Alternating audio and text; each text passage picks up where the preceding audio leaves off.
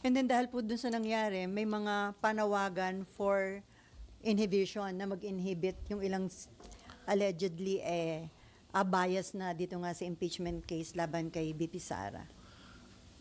Well, wag na magpa-inhibit kasi nga pinili ang impeachment nasa Article 11, hindi sa Article 6. Article 6 yung Legislative Department. Article 11. Ibig sabihin nun, yung sumulat ng ating konstitusyon, pwede sila actually namili ng ibang body to be the impeachment court. Ang pinili pa rin ay Senate. Therefore, let it be.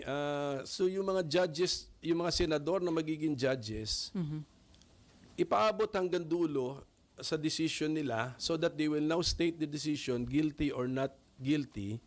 Tapos taong bayan na ang huhusga sa desisyon ng bawat senador. Pag inhibit, nakakalusot pa siya eh. Hindi na niya kailangan sabihin kung ano yung position niya, guilty ba or not guilty. Na excuse pa siya, tapos yung kanyang absence ay pabor pa sa not guilty.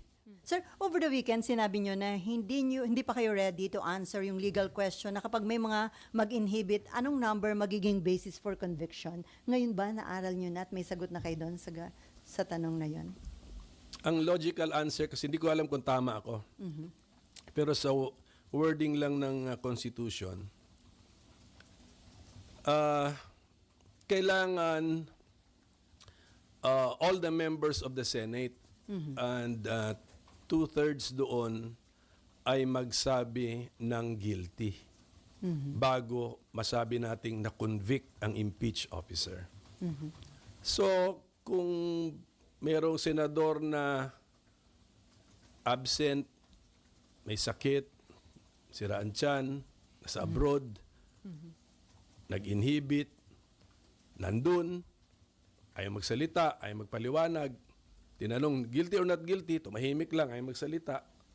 O lahat yung hindi counted na nagsasalitang guilty.